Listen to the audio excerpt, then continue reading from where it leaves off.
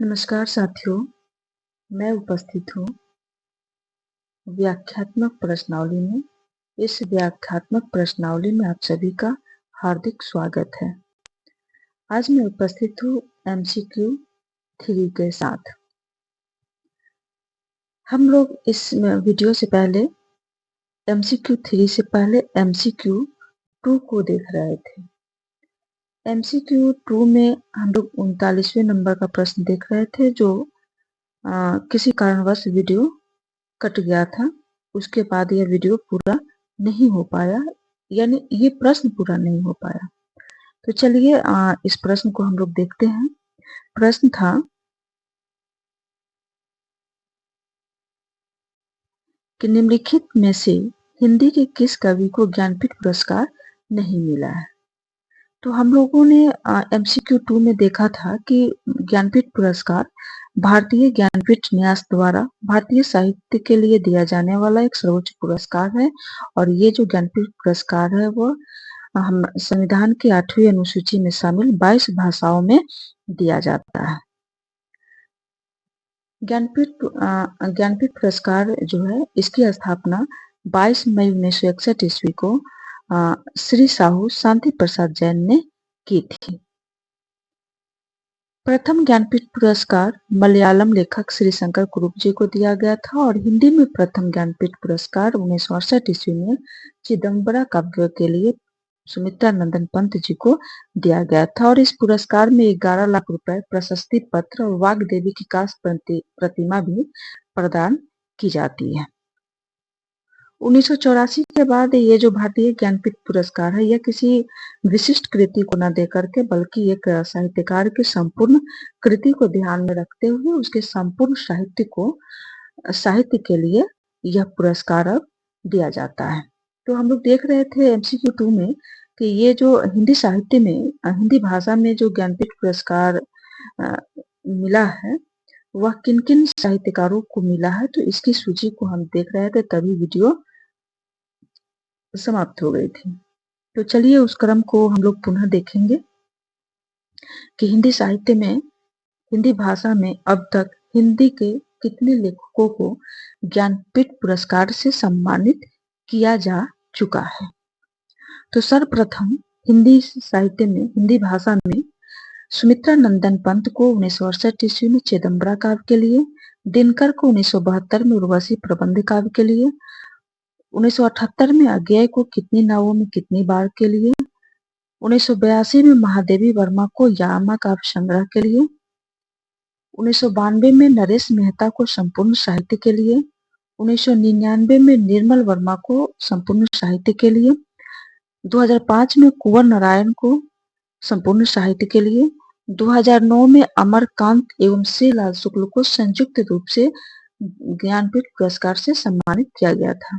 2013 में केदारनाथ सिंह को संपूर्ण साहित्य के लिए, 2017 में कृष्णा सोबती को संपूर्ण साहित्य के लिए, और 2024 में विनोद कुमार शुक्ल जी को संपूर्ण साहित्य के लिए ज्ञानपीठ पुरस्कार से सम्मानित किया गया था। और यह अब तक का, जब से ज्ञानपीठ पुरस्कार प्रारंभ हुआ है तब से विनोद कुमार शुक्ल जी को 59वें क्रम का ज्ञानपीठ पुरस्कार से सम्मानित किया गया है।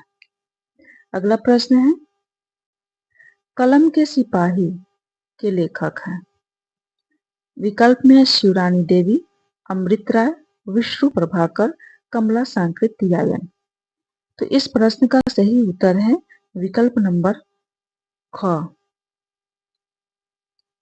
कलम का सिपाही के लेखक है अमृत राय। ये जीवनी विधा की रचना है। कलम का सिपाही जो है ये 1962 ईस्वी की रचना है। इसके अलावे इस विकल्प में है जो शिवरानी देवी, इन्होंने लिखा था 1944 ईस्वी में प्रेमचंद घर में। विष्णु प्रभाकर ने लिखा है 1974 ईस्वी में आवारा मसीहा, ये शरत चंद्र चट्टोपाध्याय की जीवनी है इसमें। कमला सांकृत्यायन ने, इन्होंने लिखा है 1995 में महामानव महापंडित। महामानव महापंडित जो ये राहुल सांकृत्यायन जी को कहा गया है, और कमला सांकृत्यायन जो है ये राहुल सांकृत्यायन की पत्नी है। अगला प्रश्न है, चढ़ा नशा उतर पड़ा, सारी बातें सूझ गई, आंखों पर की पट्टी खुल पड़ी, लेकिन हाय, खुली भी तो उस समय जब जीवन में केवल अंधकार ही रह गया। उपरयुक्त कथन किस कहानी से ली गई है? विकल्प में है कानों में कंगना, कफन, मलबे का मालिक और दुनिया का अनमोल रतन। तो ये जो कथन है, ये कथन कानों में कंगना कहानी से ली गई है। इस प्रश्न का सही उत्तर है विकल्प नंबर क। कानों में कंगना जो कहानी है, ये 1913 ईस्वी में इसका प्रकाशन हुआ है और इसके लेखक है राजा राधिका रमन प्रसाद सिंह। कानों में कंगना कहानी सर्वप्रथम कुसुमांजलि काव्य संग्रह में कहानी संग्रह में संकलित हुआ था। कुसुमांजलि काव्य संग्रह का प्रकाशन वर्ष 1912। फिर बाद में इस कहानी को 1913 ईस्वी में इंदु पत्रिका में प्रकाशित करवाया गया। अगर इस कहानी के पात्रों के बारे में देखें तो इस कहानी के नायिका है किरण। नरेंद्र एक किरण का पति है और योगेश्वर का शिष्य है। योगेश्वर जो है ये किरण के पिता हैं। मोहन नरेंद्र का दोस्त है। किन्नरी ये एक गणिका है। किरण से शादी के बाद किन्नरी जो एक गणिका है, इसके चक्कर में पड़ जाता है। बाद में नरेंद्र को अपनी गलतियों का एहसास होता है, लेकिन एक कहावत है ना कि पछताए क्या होत जब चिड़िया चुग गई खेत। किन्नरी के मुंह से नरेंद्र जब टूटता है तो किरण के पास लौटता है, लेकिन किरण अपने जीवन के अंतिम क्षण में पहुंच चुकी होती है और नरेंद्र जब उसके पास पहुंचता है, किरण उसके गोद में अपना दम तोड़ देती है। तो उसी समय ये कथन कहा गया है। तो इस प्रश्न का सही उत्तर है विकल्प नंबर क, कानों में कंगना। इसके अलावा कफन जो है ये 1936 ईस्वी की रचना है। ये प्रेमचंद जी की कहानी है। मलबे का मालिक यह भी कहानी है। मलबे का मालिक 1957 ईस्वी में मोहन राकेश जी की कहानी है और दुनिया का अनमोल रतन ये 1907 ईस्वी की रचना है। इसके दुनिया का अनमोल रतन भी प्रेमचंद जी की रचना है और ये जो कहानी है जमाना पत्रिका में प्रकाशित हुई थी और सोजे वतन नामक कहानी संग्रह में संकलित है। अगला प्रश्न है,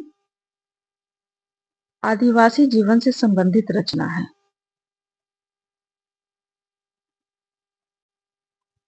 विकल्प में है गोदान, जंगल जहां से शुरू होता है, परीक्षा गुरु, नदी के द्वीप। तो आदिवासी जीवन से संबंधित रचना है, इसमें से जंगल जहां से शुरू होता है। इसके लेखक है संजीव और इसकी रचना हुई है 2002 ईस्वी में। गोदान 1936 ईस्वी की रचना है। ये उपन्यास है। ये चारों विकल्प में जो ये चारों उपन्यास ही हैं।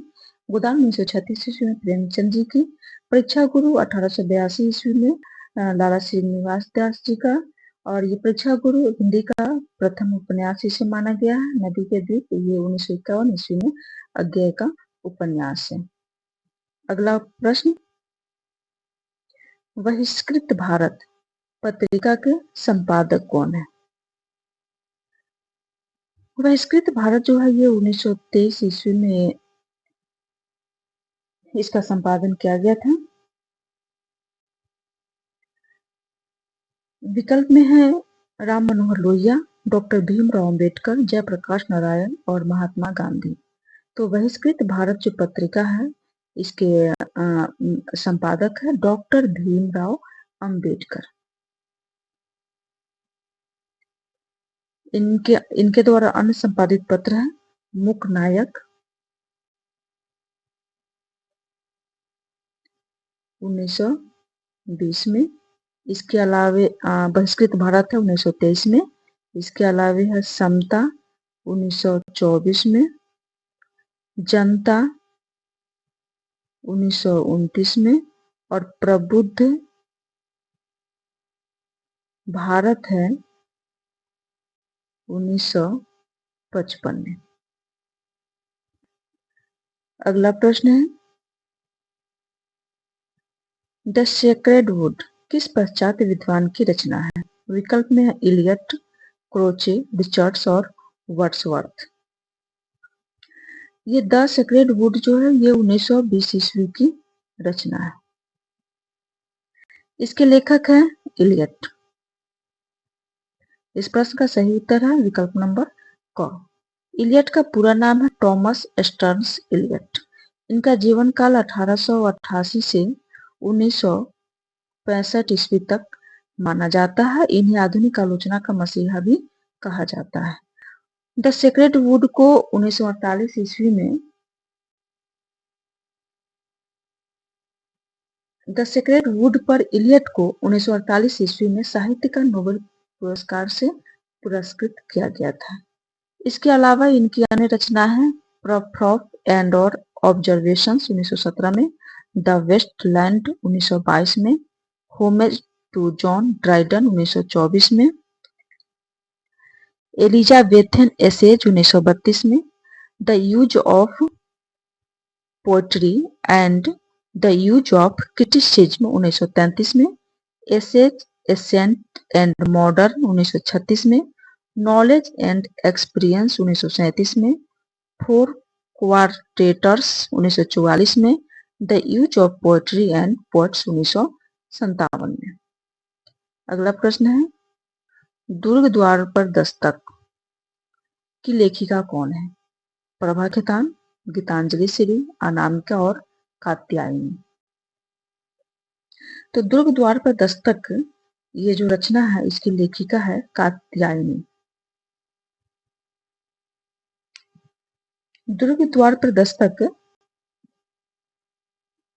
ये जो रचना है ये स्त्री विमर्श से संबंधित आलोचनात्मक निबंधों का एक संकलन है। इसके अलावा इनकी अन्य रचनाएं हैं कुछ जीवंत, कुछ ज्वलंत, षड्यंत्ररत मृत आत्माओं के बीच। इनकी कुछ कविताएं भी हैं। इस स्त्री से डरो, हॉकी खेलती लड़कियां, सात भाइयों के बीच चंपा, भाषा में छिप जाना स्त्री, भाषा में छिप जाना स्त्री का सोचना एकांत में, निराशा की कविता, आलोचक की कविता, एक ढलती सदी का सच, पर दुख कातरता, सपना देखने वाले की कविता आदि इनकी रचनाएं हैं। अगला प्रश्न है कलाकारों की रिलीफ पार्टी रिपोर्टाज का संकलन किस कृति में हुआ है? विकल्प में है ऋणजल, धनजल, चिरों पर चांदनी, अकेला मेला, मेरा परिवार। तो इस प्रश्न का सही उत्तर है विकल्प नंबर क, ऋणजल, धनजल। ऋणजल धनजल ये 1977 ईस्वी की रचना है। इसके लेखक है फणीश्वर नाथ रेणु। इस रिपोर्टाज में 1966 में बिहार में पड़े सूखे और 1975 में आई प्रलयंकारी बाढ़ का चित्रण किया गया है। इसके दो भाग हैं। पहले भाग का नाम है बाढ़ 1975 और दूसरे भाग का नाम है सूखा 1966। भाग 1 का उपशीर्षक है कुत्ते की आवाज, जो बोले सोनिहाल, पंछी की लाश, कलाकारों की रिलीफ पार्टी जो कि प्रश्न में पूछा गया है, मानुष बने रहो। और दूसरे भाग का उपशीर्षक है भूमि दर्शन की भूमिका 1, भूमि दर्शन की भूमिका 2, भूमि दर्शन की भूमिका 3, भूमि दर्शन की भूमिका 4, भूमि दर्शन की भूमिका 5 और भूमि दर्शन की भूमिका 6। और ये कलाकारों की रिलीफ पार्टी जो है इसमें कलाकार मित्रों के आने और उनके द्वारा प्रदर्शित कला, प्रेम और सहायता कार्यों का चित्रण इसमें कलाकारों की रिलीफ पार्टी में किया गया है। अगला प्रश्न है मैं सोचता हूँ अतः मैं हूँ। अस्तित्ववाद के संबंध में यह कथन किस विद्वान का है? विकल्प में है सार्त्र, देकार्ते, नीत्शे, सस्सूर।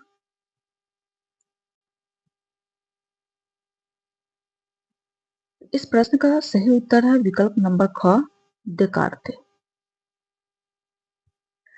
देकार्ते ये जो है ये अस्तित्ववादी लेखक है। अन्य अस्तित्ववादी लेखक है किरकेगार्द। ये किरकेगार्द जो है ये अस्तित्ववाद का इनको जनक कहा गया है। इसके अलावे है Albert Camus, Gabriel Marcel, Nietzsche, Sartre, Jaspers, Kafka, Heidegger आदि ये सभी अस्तित्ववादी लेखक हैं। मैं सोचता हूँ अतः मैं हूँ, ये कथन है देकार्ते का। नीत्शे ने कहा है कि ईश्वर मर गया है, हमने ईश्वर को मार दिया। सार्त्र ने लिखा है मनुष्य अपने भाग का निर्माता स्वयं है। इसके अलावे इनका एक और कथन है, मैं आज जो कुछ हूँ उसके प्रति मेरी दृष्टि ही मेरा भविष्य बनाती है। अपने भविष्य का निर्माता मैं स्वयं हूँ। अगला प्रश्न है, लगता नहीं है दिल मेरा किसकी आत्मकथा है? विकल्प में कृष्णा अग्निहोत्री, शीला झुनझुनवाला, प्रभा खेतान और चंद्रकांता। इस प्रश्न का सही उत्तर है विकल्प नंबर क, लगता नहीं है दिल मेरा। ये कृष्णा अग्निहोत्री की आत्मकथा है। ये जो रचना है ये 1997 ईस्वी की रचना है। इसके अलावे इनकी एक और आत्मकथा है और औरत 2010 में। शीला झुनझुनवाला इसने लिखा है 2000 ईस्वी में कुछ कही कुछ अनकही। प्रभा खेतान ने लिखा है 2007 में अन्या से अनन्या। और चंद्रकांता ने लिखा है हाशिए की इबारतें 2012 ईस्वी में। अगला प्रश्न है, किन्नर विमर्श से संबंधित पुस्तक मैं हिजरा मैं लक्ष्मी के रचनाकार कौन है? विकल्प में है सुभाष अखिल, महेंद्र भीष्म, लक्ष्मी नारायण त्रिपाठी, भगवंत अनमोल। मैं हिजरा मैं लक्ष्मी इसके लेखक हैं लक्ष्मी नारायण त्रिपाठी। सुभाष अखिल ने 1918 ईस्वी में दरमियाना उपन्यास लिखा है। चूंकि इन्होंने 1980 ईस्वी में दरमियाना कहानी भी लिखी है, जिसे किन्नर विमर्श की प्रथम कहानी माना गया है। महेंद्र भीष्म ने लिखा है किन्नर कथा 2011 में और मैं पायल 2016 में। और भगवंत अनमोल ने लिखा है जिंदगी 50-50 2017 में। अगला प्रश्न है, आधुनिक भाषा विज्ञान के जनक कौन है? विकल्प में है सास्यूर, जॉक डेरिडा, किरकेगार्द और नीत्शे। इस प्रश्न का सही उत्तर है विकल्प नंबर क, सास्यूर। सास्यूर को आधुनिक भाषा विज्ञान का जनक कहा गया है। जॉक डेरिडा को विखंडनवाद का जनक माना गया है। किरकेगार्द को अस्तित्ववाद का जनक माना गया है और नीत्शे को अस्तित्ववाद का प्रथम प्रबल समर्थक एवं व्याख्याकार माना गया है। अगला प्रश्न है, इन वनों के खूब भीतर। इन वनों के खूब भीतर 4 मुर्गे 4 तीतर, पाल कर निश्चिंत बैठे, विजन वन के बीच बैठे, झोपड़ी पर फूस डाले, गोंड तगड़े और काले। उपरयुक्त पंक्तियों में किस जनजाति का चित्रण मिला है? यदि आप इस प्रश्न को सही से देखेंगे तो इस प्रश्न का उत्तर भी इसी प्रश्न में समाहित है। एक बार आप इसे पढ़कर देखिए। इन वनों के खूब भीतर 4 मुर्गे 4 तितर, पाल कर निश्चिंत बैठे, विजन वन के बीच बैठे, झोपड़ी पर फूस डाले, गोंड तगड़े और काले। उपरयुक्त पंक्तियों में किस जनजाति का चित्रण मिलता है? विकल्प में है गोंड जनजाति, संथाल जनजाति, भेल जनजाति और मुंडा जनजाति।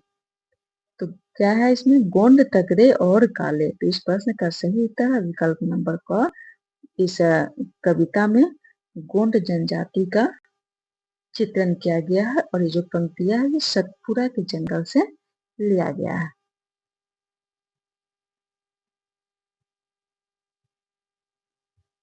अगला प्रश्न है, भूत के पांव पीछे निबंध के लेखक कौन है? विकल्प में कुबेरनाथ राय, हरिशंकर परसाई, भारतेंदु और बालकृष्ण भट्ट। इस प्रश्न का सही उत्तर है विकल्प नंबर ख, हरिशंकर परसाई। इनके अन्य निबंध हैं पगडंडियों का जमाना, जैसे उनके दिन फिरे, सदाचार की ताबीज, शिकायत मुझे भी है, ठिठुरता हुआ गणतंत्र, वैष्णव की फिसलन, विकलांग श्रद्धा का दौर, बेईमानी की परत, कहत कबीर, तुलसीदास चंदन घिसे, सुनो भाई साधो, आवारा भीड़ के खतरे, प्रेमचंद के फटे जूते, पाखंड का अध्यात्म, निंदा रस, हंसते हैं रोते हैं, तब की बात और थी, आदि इनके निबंध है। अगला प्रश्न है, हिंदी साहित्य का दूसरा इतिहास। हिंदी साहित्य का दूसरा इतिहास पुस्तक के इतिहासकार हैं। विकल्प में है बच्चन सिंह, सुमन राजे, लक्ष्मी सागर वार्ष्णेय, गणपति चंद्र गुप्त। तो इस प्रश्न का सही उत्तर है विकल्प नंबर क। हिंदी साहित्य का दूसरा इतिहास 1996 ईस्वी में प्रकाशित हुआ है और इसके लेखक हैं बच्चन सिंह। सुमन राजे ने लिखा है हिंदी साहित्य का आधा इतिहास 2003 में। लक्ष्मी सागर वार्ष्णेय ने लिखा है आधुनिक हिंदी साहित्य 1941 में और गणपति चंद्र गुप्त ने लिखा है हिंदी साहित्य का वैज्ञानिक इतिहास। इस इतिहास ग्रंथ के दो भाग हैं, पहला भाग 1964 में, दूसरा भाग 1965 में। अगला प्रश्न है, नेवाज की नाट्य रचना है। विकल्प में है शकुंतला, रामायण महानाटक, सभासार, आनंद रघुनंदन। तो नेवाज की नाट्य रचना है। इस प्रश्न का सही उत्तर है विकल्प नंबर क, शकुंतला। शकुंतला का प्रकाशन 1680 ईस्वी में। इसके अलावा रामायण महानाटक 1610 में। इसके लेखक है प्राणचंद चौहान। सभासार के लेखक हैं रघुराय नागर और आनंद रघुनंदन के लेखक हैं महाराज विश्वनाथ सिंह। अगला प्रश्न है,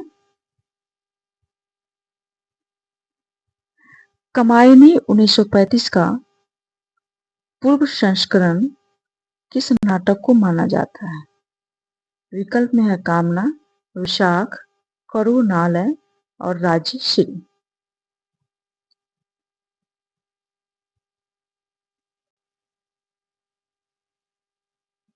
तो कमायनी जो है इसका पूर्व संस्करण कामना नाटक को माना जाता है।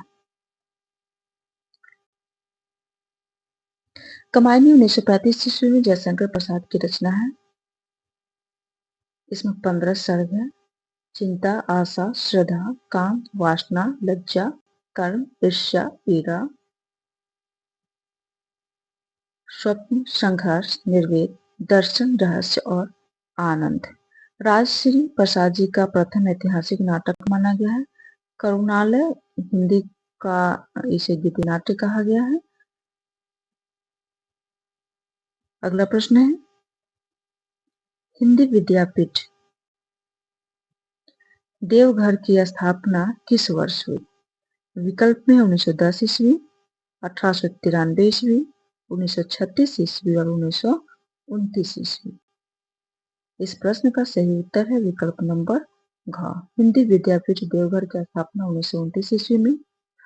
1910 ईस्वी में हिंदी साहित्य सम्मेलन प्रयाग की स्थापना की गई। 1893 में नागरिक प्रचारणी सभा काशी की स्थापना की गई और 1936 ईस्वी में राष्ट्रभाषा प्रचार समिति वर्धा की स्थापना की गई।